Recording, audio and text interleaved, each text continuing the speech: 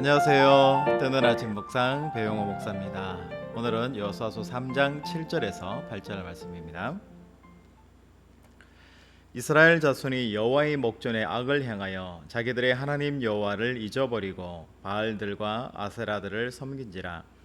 여호와께서 이스라엘에게 진노하사 그들을 메소보다미아 왕 구산 리사다임의 손에 파셨으므로 이스라엘 자손이 구산 리사다임을 8년 동안 섬겼더니. 아멘. 오늘은 우상 숭배에 대해서 함께 묵상해 보길 원합니다. 여러분, 하나님께서는 이스라엘을 너무너무 사랑하시는 그런 하나님이셨어요. 그런데 오늘 성경에 보니까 이스라엘 백성들 앞에 가나안 땅을 한 번에 모두 정복하지 않게 하시고 가나안의 7 족속을 남겨두셨다. 그리고 7 족속을 남겨두신 이유는 그 자손들이 하나님을 알지 못하고 또 전쟁을 알지 못하는 그들에게 하나님께서 하나님이 어떤 존재인가를 알게 하시기 위해서 남겨두셨다. 이렇게 성경에서 기록을 해요. 그리고 조상들 때부터 경험되어 왔던 그 하나님에 대해서 이스라엘 백성들이 순종 하나하나 보시려고 가나안의 7 족속을 남겨두셨다. 완전히 다 정복하신 것이 아니다. 이렇게 말씀하고 있는 거예요. 이제 가나안에 이스라엘 백성들이 들어와서 또 여호수아가 죽었습니다. 그리고 이제는 각 지파의 지파장들, 우두머리들이 각각의 지파를 다스리는 그런 시대가 된 거죠. 오늘 7절 그리고 8절 말씀해 보면 이스라엘이 각자의 그 지파장들이 다스리는 시대에 어떻게 살았는지에 대해서 잘 기록을 하고 있습니다. 7절 말씀해 보면 여호와의 목전에 악을 행하여 하나님을 잊어버리고 바알과 아세라를 섬겼다. 그래서 구산 리사다임에 의해서 8년 동안 지배를 당했다. 이렇게 성경에 기록을 합니다. 이렇게 구산 리사다임의 손에 8년 동안 맡기신 이유를 이스라엘 백성의 딸들을 이방인들의 아들들에게, 가정들에게 시집을 보내고 또 가나안의 이방 자손들의 며느리들이죠, 딸들을 며느리로 맞아서 이스라엘 백성들 안에 두게 한 거죠. 그러면서 자연스럽게 그들이 가지고 있었던 바알 신과 아세라 신들, 그리고 그 외의 다양한 신들이 이스라엘 백성의 가정들 안에 들어오게 된 거예요.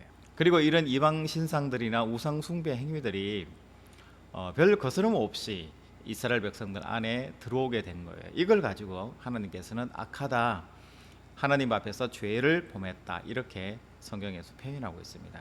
여러분, 오늘 말씀에서 가장 중요한 포인트가 어디에 있을까요? 7절 말씀에 보면은 이스라엘 백성들이 여호와 하나님을 잊어버리고, 여기에 가장 중요한 것이 있는 것 같아요.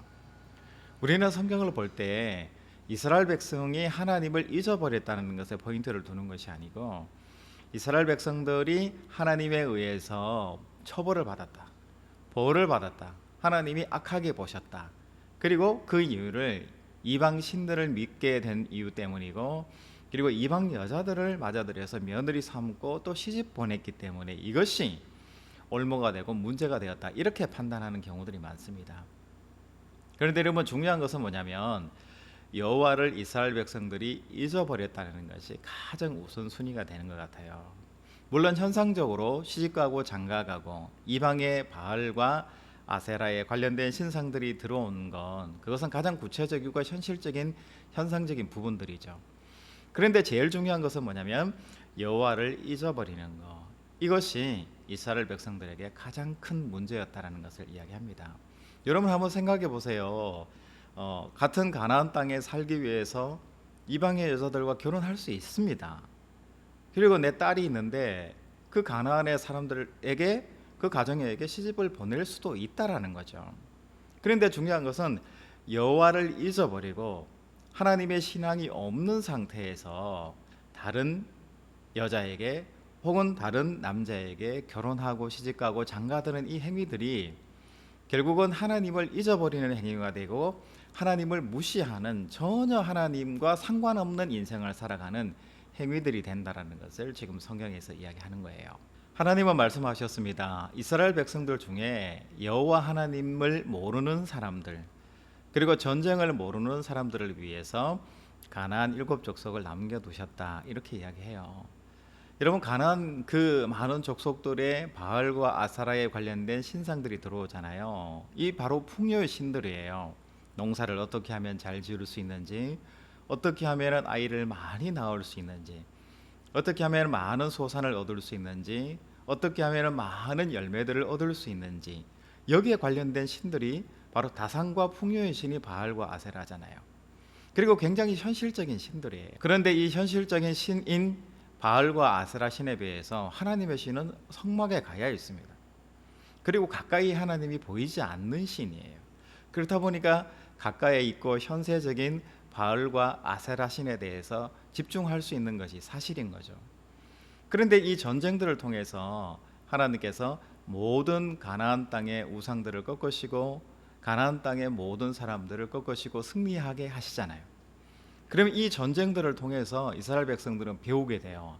아, 가나안이 그렇게 훌륭하다라는 바알 신과 아세라 신들, 그리고 수많은 신들보다도 하나님의 신이 더 위대하고 훌륭하고 하나님의 신이야말로 가장 훌륭한 신이고 위대한 신이구나라는 것을 무엇을 통해서 깨닫게 됩니까?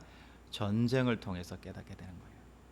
그래서 하나님께서는 이 전쟁을 남겨두신 이유, 가나안 땅을 한 번에 다 차지하지 못하게 하신 이유가 바로 이 전쟁을 통해서 이스라엘 백성들에게 하나님은 위대한 신이고, 또 이스라엘 백성들이 가나안 신들을 믿는 그 행위들이 얼마나 부족한 행위들이고 연약한 행위들이고 피조물에 불과한 신들을 믿는 것이다라는 것을 하나님께서 보여주시기 위해서 가나안의 7 족속을 남겨두셨다, 이렇게 말씀하시는 거예요. 여러분, 우리는 현세적이고 나에게 이익을 바로 줄 수 있는 신에 대해서 매우 집중하고 거기에 관심이 많아요. 어떻게 하면 부자가 될 수 있을까? 어떻게 되면 풍성해질 수 있을까?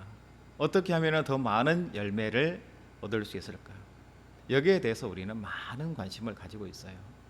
어쩌면 오늘날의 황금 만능주의나 물질주의, 능력주의, 이 모든 것들이 결국은 바로 우리 가까이에 와 있는 바알과 아세라하고 동일하다라는 것을 성경은 우리에게 이야기를 하는 거예요. 그렇다면 이 바알 신에 비해서 하나님의 신은 어떤 신일까요? 보다 우리 인생을 가치 있게 살 수 있게 해주는 신, 보다 우리의 삶 가운데 참 평안과 참 가치, 참 인간을 사랑하면서 살 수 있도록 해주시는 신, 우리 안에 참 평안과 우리 안에 참 정의와 공의를 실현하며 살 수 있도록 해주시는 신이 바로 누구냐면 바로 하나님의 신, 여호와의 신이라는 것을 오늘 성경에서 이야기를 해요. 여러분, 우리가 살아갈 때에 풍요로운 거, 충만한 거, 효율적인 거, 또 우리에게 눈에 보이는 아름다운 것들 너무나 중요하잖아요. 하나님은 이런 것들을 안 주신다라고 말씀하신 적이 없어요. 이런 것들을 다 주시는 거예요. 그런데 어떨 때 우리에게 주시고 어떨 때 분노할까요? 바로 기억하는 거예요. 하나님의 신을 기억하고 하나님이 원하시는 그 성품과 그 하나님의 마음대로 먼저 우선적으로 살아내는 것, 그렇게 살아내는 것이 가장 중요하다라는 거예요.